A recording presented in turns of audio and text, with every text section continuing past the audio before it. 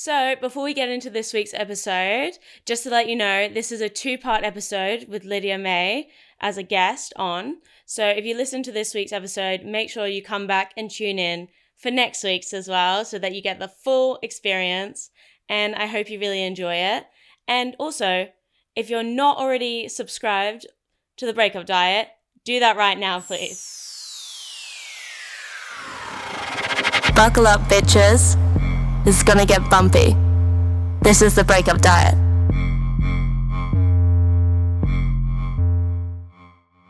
Welcome back to another episode on the Breakup Diet. Today we have a very special guest who's actually come back to the Breakup Diet. Lydia Mae, welcome back. Thank you for having me again. I feel very, very honoured to be asked back. No, I loved our last episode, so I had to get your expertise. Thank you. I appreciate that. If anyone doesn't know who Lydia is, she's a breakup coach. I am indeed. Give yourself a little bit more of an intro. Yeah, so I am a breakup coach, as you mentioned, and I'm also a Reiki therapist as well. So my way of coaching is that I bring in a lot of holistic practices. So I do things like breath work with clients and Reiki, energy healing, a lot of somatic work, nervous system regulation, grounding, and things like that to help people move through the process of heartbreak. I love that. I love it when someone has so many different avenues that all feed into the one thing. It's makes it so special. Yeah, exactly. And it's been quite nice to add more strings to the bow as well, and kind of knowing from my own experience what really helped me move through that process and bringing those things in and helping other people use those tools on their own journeys as well. So that's kind of what the fire behind it is knowing what worked for me and helping people use those tools as well. It always makes such a big difference, especially for somebody that doesn't know where to start. Exactly, because it can be, obviously breakups can be extremely overwhelming, but they're also very, very transformational. So it really is like an honor for me to do what I do and really help people going through what can arguably be one of the hardest chapters of their life, but ultimately the most transformational and really beautiful and actually so powerful as well. So yeah, that's why I love doing what I do. And you're doing a great job. Thank you so much. Thank you. So today I was thinking, basically, I want to talk about identity and what to do after a breakup when you don't really know who you are anymore. Yeah, for sure. So I wrote down some internal thoughts that I think lots of people have after a breakup when they're struggling with identity and being like, what now? I'm ready. Internal thoughts, we love them. Let's go. If I'm not somebody's girlfriend anymore, who am I? Obviously, after a breakup, there's this massive identity shift. And also there's this layer of grief because you're not really who you were before the relationship started. You're not who you were in the relationship. That kind of role and identity's gone. You're not quite who you're becoming yet and who you're evolving into outside of this relationship. So you're in this weird kind of void initiation period where it can feel really uncomfortable. But this is where the magic happens. This is where people really, truly reconnect with themselves, but reconnect with, I don't want to say this new version of themselves, because obviously you can kind of dig out old parts of you that you might have lost in a relationship, but also really start to have a chance to be okay, who am I now? What matters to me now? What makes me tick? What do I want to achieve out of life? And having that kind of quietness and space to be able to achieve that, essentially. You know what I find hard with that is that when you're in the breakup and then you are trying to figure this all out, but then you're also hit with the wave of grief and it feels quite overwhelming to want to make those changes. Absolutely. And so that's another thing I say is having compassion for yourself is so critical, especially in the early stages of a breakup. Allow yourself space to have that grief. And I'm a big advocate, you have to really feel to heal. You can't just go, right, I don't want to deal with these emotions and these feelings. I'm just going to go from here to here. I'm going to distract myself and feel fine and hope I dust it all under the rug. If it was that easy, we'd all do it and be yeah, I can skip over the feelings bit, skip feeling emotional and just crack on. So this is why it's you have to allow yourself to hold space for that grief. Have a bit of time where you feel upset. Have a bit of time where you miss the identity that you had. Allow yourself to hold space for that, because if you do that, you'll allow it to truly move through. You'll truly be processing it. And then you'll have a clearer mind, clearer heart. You would have shedded some of that to be able to get you to a point where you have a lot of clarity moving forwards and have a bit of mental space to be okay, what's next? So don't rush to that point. Just allow yourself to shed first. Allow yourself to move through it. But how do you know how long to allow yourself? Because this is something I struggled with. It was 5 months and I was still just feeling crap. There is no, obviously this might sound like not the answer you want, but there really is no timeline. There are some people that feel like they really have a massive purge.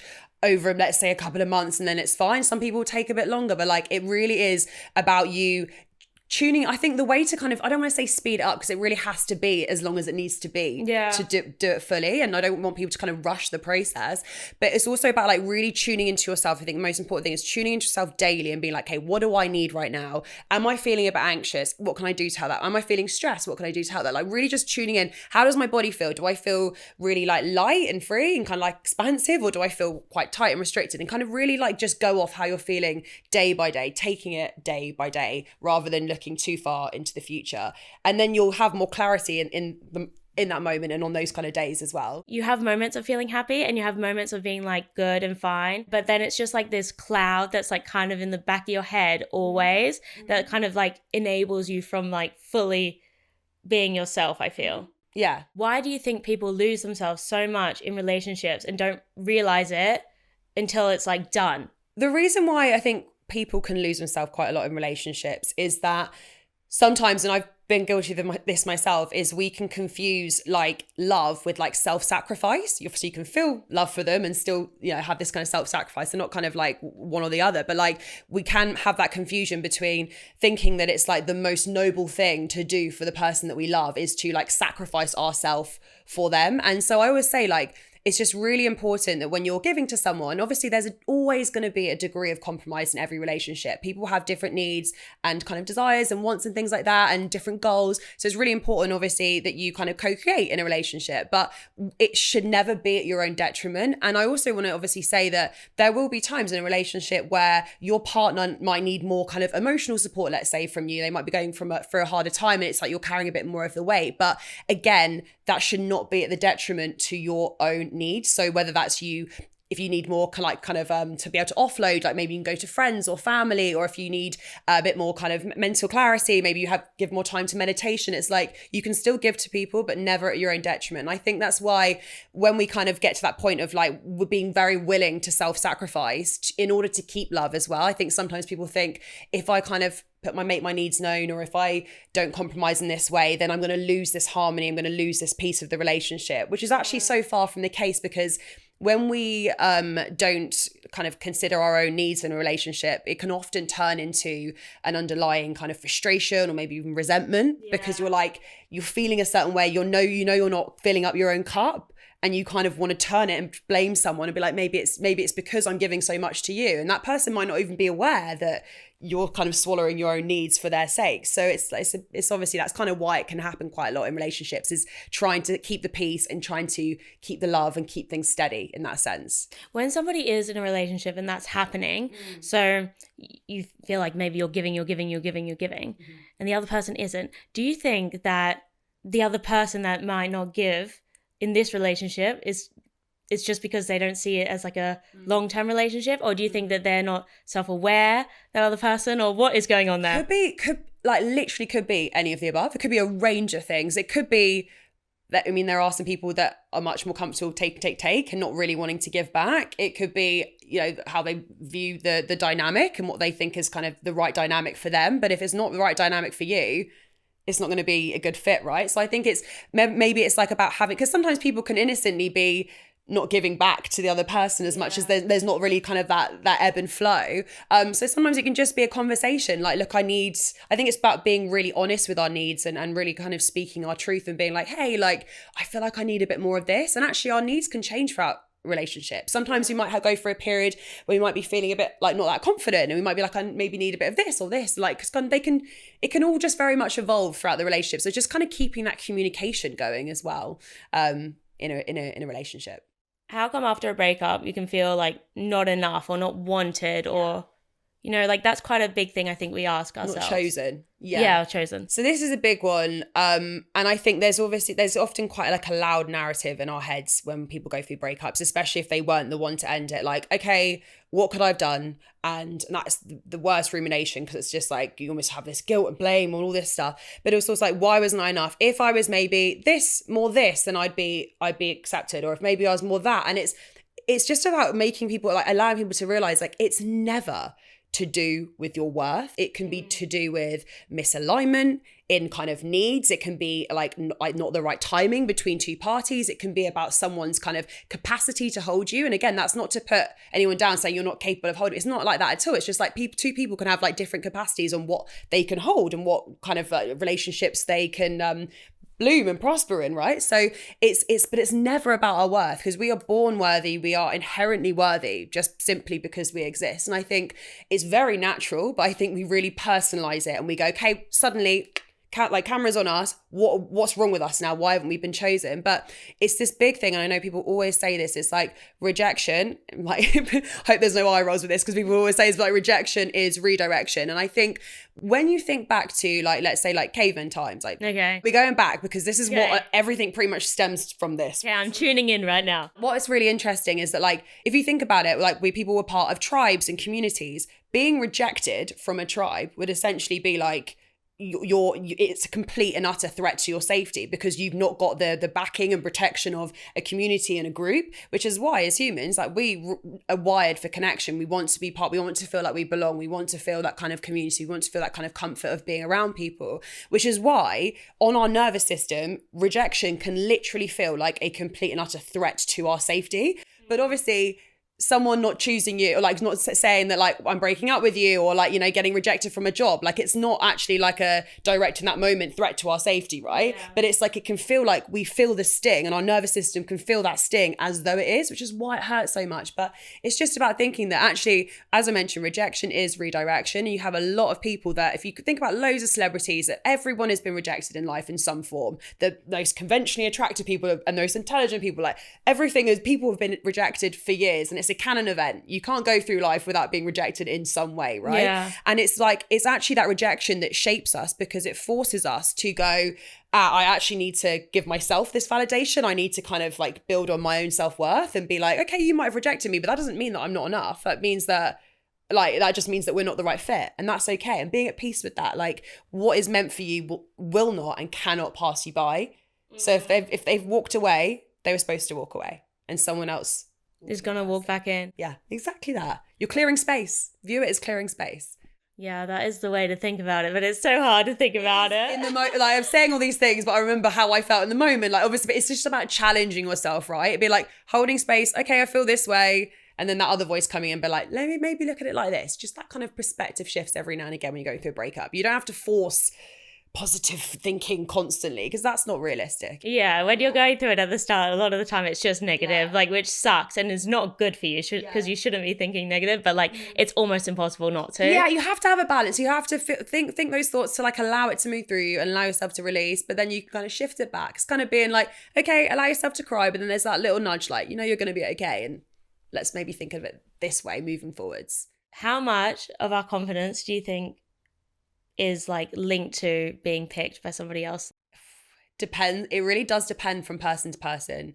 And I think especially if you've had situations where maybe in early life or childhood, or maybe in your teen years, or even in adult relationships, where you have felt like you've had to earn love or prove yourself to sustain love. I mean, as I mentioned, we're inherently worthy. Like this isn't the case. We should never have to earn love. Like we're all worthy of love. But yeah, it's like, I think it's when you kind of had that mirrored to you throughout life of like, I need to prove myself in order to be worthy of the love. I think that's kind of when it can have that effect. How do you notice that on yourself if you like haven't ever had therapy, or you haven't had that many relationships? I think it's about measuring. That's a really good question. I think it's kind of about measuring how willing you are, and thinking about how willing you are to self-sacrifice in relationships. So you're like, okay, am I willing to completely compromise on my boundaries? Am I willing to completely throw my needs to the side? That's often the kind of signs of someone that might feel like they have to earn love. It's like, hey, whatever you want, I'll change myself. I'll mold myself to be the version of me that you need me to be, right? I think when we can kind of see those patterns in behaviors, that's often when we might be kind of feeling like we need to mold ourselves for other people. And if you did see that in yourself, or you did see that in a friend, how would you, like, what would you suggest that they do? So I would say that, like with this one, it's about really trying to tune into your body and really tuning into your needs. And I think the way to really build self-worth and self-trust, it kind of works the same way, is every single time you hold a boundary, and it can, I think self-trust and like self-worth are built in micro moments. I don't think it's always this big dramatic thing like I suddenly decide that I'm worthy. I mean, we are all worthy, but it's like there can't just be sometimes this breakthrough moment. I often think it's made more so in these little micro moments where you slowly choose your where you choose yourself, sorry. So it could be like, for example, you've had a really stressful day or like you're having a really stressful morning. You're like, do you know what? Right now, I feel like I need to just take some time and go for a walk. Yeah. That's like a micro moment of you choosing yourself. Or maybe your mind's spinning, you're feeling really anxious. Okay, I'm going to take 10 minutes to do a meditation, or I'm going to have a nice warm bath. Mm-hmm. Or I feel like I want to speak up about something. I actually feel like I want to speak my truth. Those tiny little moments, even if it's in a small conversation, things like that, they add up because you're sending a really clear message to the universe, to yourself, and to the people around you. My needs matter. My needs matter. You matter. You matter. You matter. But I also matter. And that's not you being arrogant or selfish. Or selfish. It's just you're saying that everyone matters, but you also do too. And I think that's just as important. So it really is in those micro moments, like just challenging yourself daily to choose little times where you can choose yourself. Tuning into your body. Okay, do I feel quite anxious today? Or do I feel a bit restricted? And like, what could I do to help? What can I do to my help self? Do I maybe need a bit of exercise, or go for a run? Or should I read a book? Or should I listen to a podcast that lifts me up? Or do I want to dance my favorite song? Like just really tuning in and being like, okay, what do I need? Like, and not being afraid to ask yourself in that moment what you need as well. So I think I said this to you in our last podcast episode, but like I have an equal split of male and female clients, and it's been really interesting to see male perspectives as much as like females. And I've seen what you've described that happen in a lot for my male clients, that they've compromised a lot in themselves as well in the relationship. So definitely does happen on both sides. What I will say as well is that I think society has, I actually think things are shifting a little bit now, which is good. But actually society has often given women more of this, like attaching more status and value if you're in a relationship. I don't agree with that. I completely, completely against it. But this is kind of what society, I think, over a long period of time has put on us. Reminding yourself, like, actually, it's okay to just go on a bit of a journey by yourself and not wanting to kind of rush to tick a box of marrying someone, but someone that doesn't feel aligned with you. And it's okay to take your time with that. And also discover yourself and get some of your goals kind of ticked off in the meantime. People do in relationships is like you want a relationship so much that you do all the compromising, and then when you're actually in it, you're sat there and you're kind of like, do I even want this? Is this what I actually want? But you're too scared to break up, or you're too scared to be alone because of all of the society things. And also just being alone is quite scary sometimes. And say to my clients when they're having these thoughts like I'm behind, or I'm not enough and things like that, it's kind of like, whose voice actually is that? Is it society's? Is it from family members maybe, or is it from, where is that voice coming from? Because it's often a perception that we've made based on our external environment, right? And it could be something that we genuinely feel in ourselves, but it's our job to kind of rewire that and help ourselves see it differently. Because I see and also I think you can be in a little bit of a bubble as well. I think if the people around you, if like your core like social circles are all getting married, having kids, doing all these things at a certain age, you can kind of feel a little bit like, hang on, am I the only person? But actually there is when I allowed my algorithm to become a little bit more about single women in their 30s, like thriving and having fun, you realize there's so many people out there that are doing what they want to do with their life and not kind of trying to stick themselves in a box for society. And it's not to say this, like getting married and having kids, beautiful thing, but it's not for everyone. And also not everyone wants to do it at certain points, so not everyone wants to feel rushed. It is true. It's just it's hard. Maybe a good thing to say to people would be, if you're feeling that way, you should ask yourself, if everybody else was like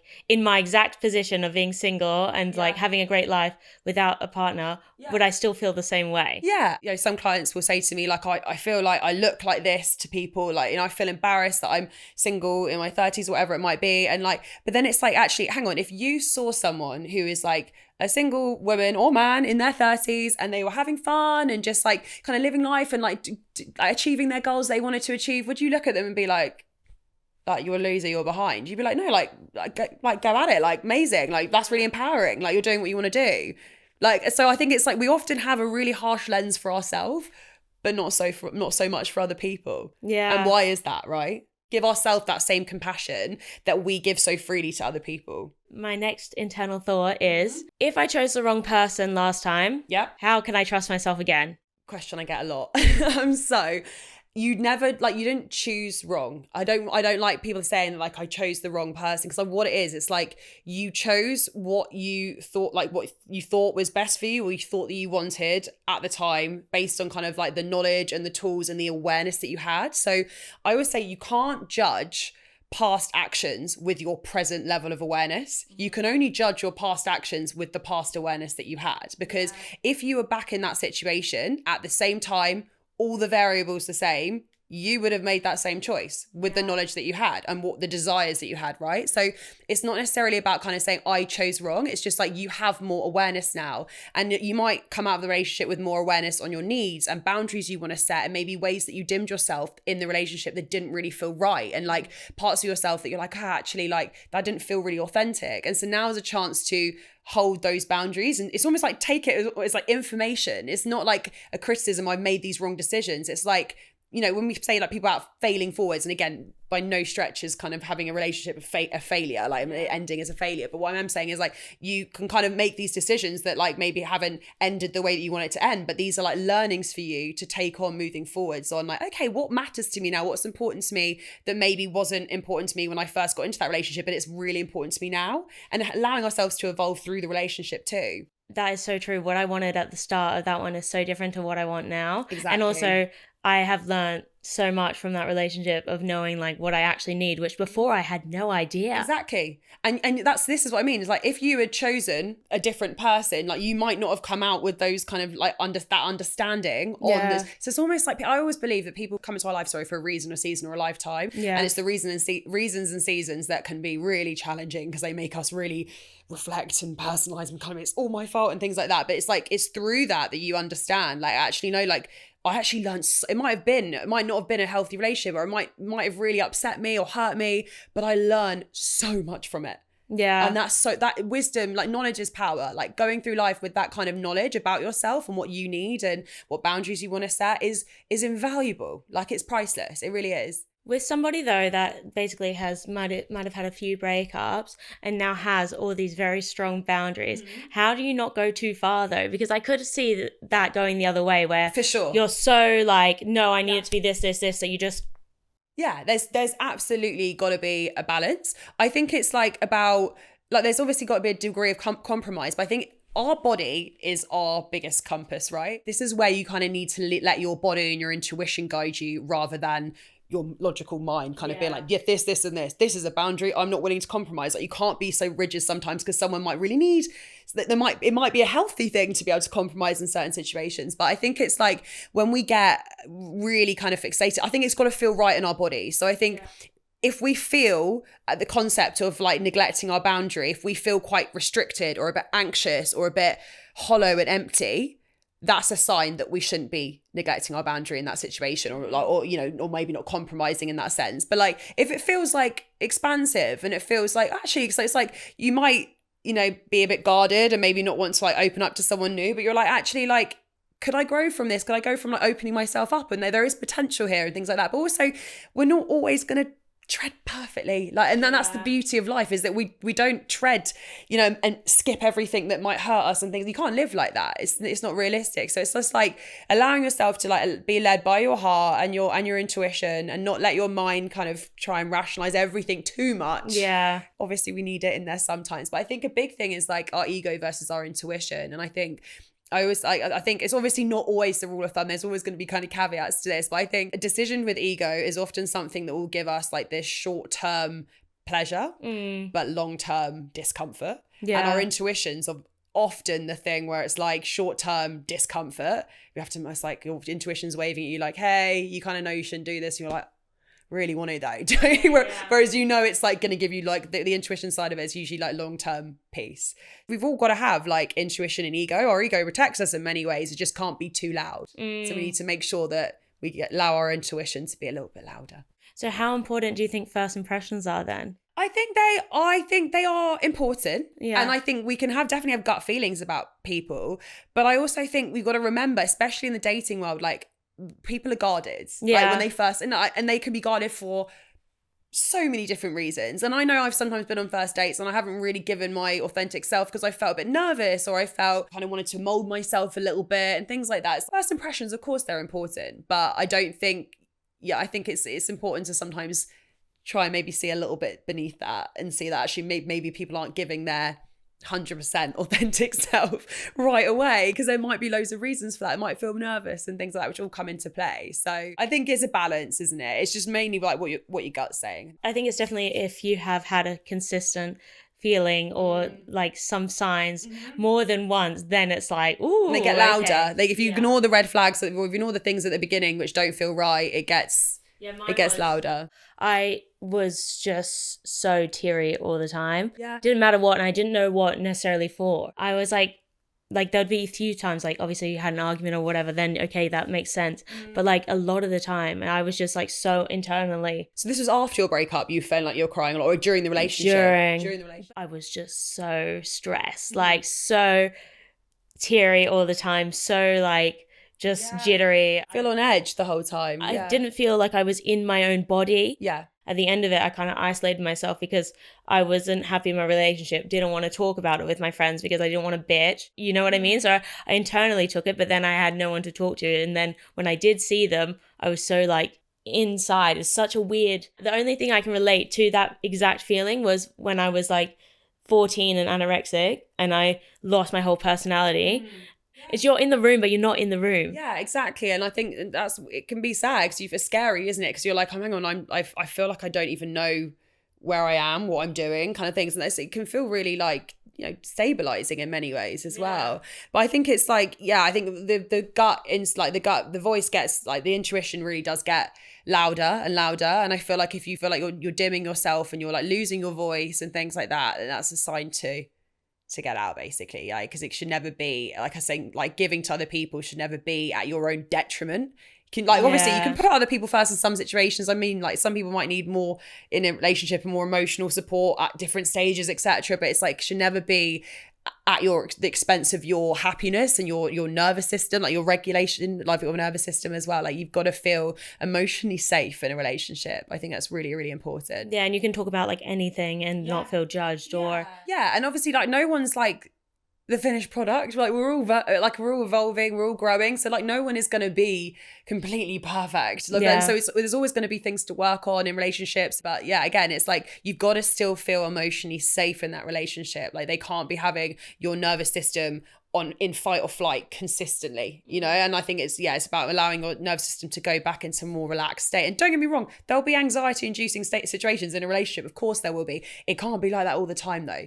And also I think it's important to say that it doesn't necessarily mean that they're a bad person or anything. It's just that you're not like working together. Yeah, absolutely. And sometimes it's a conversation. Like someone can make you feel really anxious about something. You have the conversation. They're like, oh, okay. Oh, I didn't realize that made you anxious, or I didn't realize, and then like you can move forward from it. So it's like not always like point in case. It's just really the main thing is like really just tuning into your body and understanding what your needs are through that. Like how do situations make you feel? And then it can be a conversation with someone about, okay, I'm feeling this way. Like can we talk about this? Can we hold space for it? How do we want to move through this? Like I might need your support with this, and maybe I can do this differently, and maybe how do we work through this basically, and having that communication. Communication is the biggest thing always.